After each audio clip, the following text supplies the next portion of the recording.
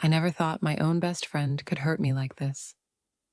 I sat in my small bedroom in England, staring at my laptop, when I saw it. My stories, my secrets, all published on a blog under Maya's name. Every word I had shared in trust had been stolen. I felt my chest tighten, my hands shake, and my stomach drop. How could she do this? I wanted to scream, but my voice stuck in my throat. I thought we were best friends, but now all I felt was shock and betrayal. I stared at the screen, unable to believe that my life and stories were no longer mine. The next morning, I couldn't stop thinking about the blog. I found Maya sitting at the kitchen table, sipping tea like nothing had happened. My hands were trembling as I said, "Maya, why did you post my stories?" She looked at me with a calm smile. "Oh, you mean your little secrets? I thought they were interesting, and people need to read them." My heart sank. I couldn't believe she said it like it was nothing. I realized then that our friendship had changed forever, and I didn't know if it could ever go back to how it was. By afternoon, my shock had turned into anger. I sat on my bed, fists clenched, thinking about every story I had shared. Every private word had been twisted and displayed online. I wanted to take the blog down, but I didn't know how. I felt powerless. My anger burned hotter than my fear, and I knew I had to confront her again, or at least find a way to protect myself. This wasn't just a small mistake. This was betrayal, and I wasn't going to stay quiet. I decided to check the comments on the blog. People were praising the stories, saying how real and touching they were, but none of them knew it wasn't Maya's work. Each compliment felt like a punch to my stomach. I had trusted her with my secrets, and now the whole world was reading them under her name. I felt exposed, naked. I realized that even if I confronted her, many people would believe her instead of me. The sense of helplessness made my head spin. That night, I stayed up thinking, I couldn't let her get away with this. I made a plan. I would gather proof, screenshots, and notes, everything that showed the stories were mine. Maybe then I could confront her with something solid. But deep down, I feared the worst, that she would deny it, twist it, and make me look like the liar. I felt a mix of fear, anger, and determination. Tomorrow I will start my fight to take back my words and my trust. The next morning, I started collecting everything. I dug through old notebooks, files on my laptop, and messages I had sent Maya. Every story, every note, every private conversation, it all became evidence. I felt like a detective, but instead of solving a mystery, I was proving my own betrayal. I couldn't believe I had to do this to defend myself. Still, as I organized the evidence, I felt a small spark of hope that maybe I could fix this. I decided to confront Maya at school. I caught her by the library, trying to act casual. "Maya, this ends now," I said, holding up my folder of evidence. She smirked. "Calm down. Are you really going to make a scene?" People started to notice. My heart pounded. I realized everyone was watching, and I had to stay calm if I wanted to prove her wrong. My mind raced. This could either expose her or make me look foolish. After the confrontation, I started doubting myself. What if nobody believed me? What if she twisted the truth? I went home and sat silently, staring at the wall. Fear and anxiety clawed at me. I had trusted her completely, and now even my own mind questioned my judgment.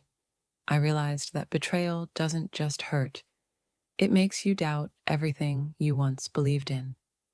the blog kept gaining attention. Emails, messages, and comments poured in. Some people congratulated Maya. Others asked questions about the stories. I felt invisible, as if my voice didn't matter. Each notification felt like a reminder that she had taken my words and my life, making me powerless. I realized that even if I had proof, reversing what the world already believed would be another battle. I finally called Sam, my closest friend outside of Maya. I explained everything, showing the evidence. Sam's eyes widened. This is serious. You can't let her get away with it. I felt a rush of relief just telling someone. Sam promised to help me figure out what to do next. For the first time in days, I felt a small sense of hope. It wasn't just me against her anymore. Sam and I spent the night making a plan. Step 1. Document everything. Step 2. Try to contact the blog host to report plagiarism. Step 3. Confront Maya with undeniable proof in front of witnesses. I felt a mix of nervousness and determination. Tomorrow we would take the first step, and I couldn't turn back. The next morning, I contacted the blog hosting site. I explained the situation clearly, attaching screenshots and dates to prove the stories were mine. Waiting for a response felt like torture. Every minute, I imagined Maya's smug face, confident she had won. I clenched my fists, telling myself to stay patient. This was the first move in reclaiming what was stolen. Later that day, Maya found me in the schoolyard. "So, are you still trying to prove yourself?" she said with that irritating smirk. I didn't answer, my mind running through every possible reply. Her calmness made me more furious than anything else. I realized she enjoyed watching me struggle, and that thought only made me more determined to win back my stories. Out of nowhere, a few classmates who had read the blog came up to me. "Hey, are you the real author?"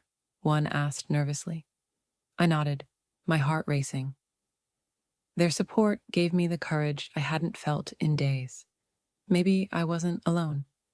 Maybe I could take this fight to the next level.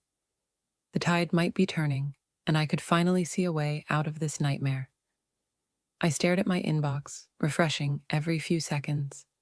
Then, finally, an email from the blog host appeared. My heart leapt, and I hesitated before opening it.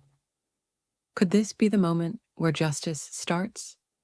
I took a deep breath, clicked, and held my breath as I read the message. The words on the screen would decide the next chapter of my life.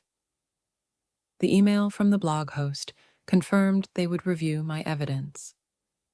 For the first time in days, I felt a flicker of hope. Maybe things could be set right. I showed Sam the message, and we celebrated quietly. But even with this small victory, I knew the fight wasn't over. Maya wouldn't give up easily.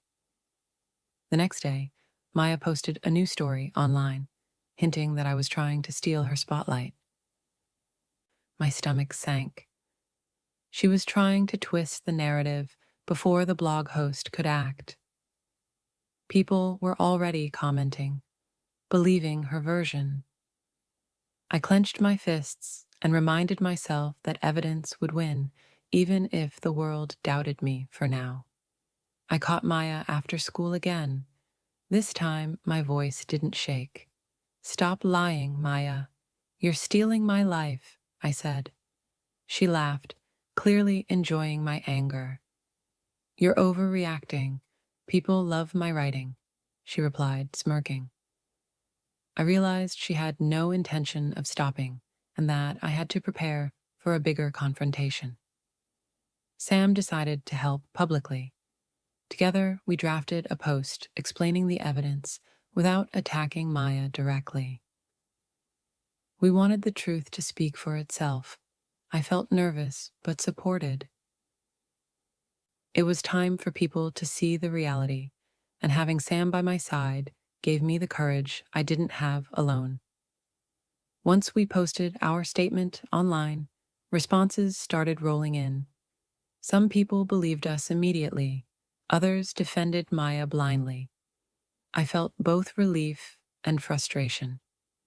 The fight wasn't over, but at least now the truth was out there, and I could see the beginnings of justice forming. Maya's behavior started to change. She seemed quieter, less confident. I noticed her avoiding me in school. I felt a small sense of satisfaction, but I knew better than to think the fight was fully over. Betrayal leaves scars that take time to heal. More classmates came forward, confirming they knew my work was mine. Messages of support poured in online. I realized that standing up for myself inspired others. This made me feel stronger, and I began to see that betrayal could be overcome when the truth was clear. Despite losing support, Maya tried posting a new story under her name. This time, it was obvious plagiarism. I felt my anger rise, but also realized how predictable she had become. Her desperation was proof that our evidence worked, and she couldn't escape the truth forever. The blog host finally responded, agreeing that the stories were mine and taking Maya's posts offline. A rush of relief and triumph washed over me. It felt like a victory, not just for my words, but for my trust and dignity.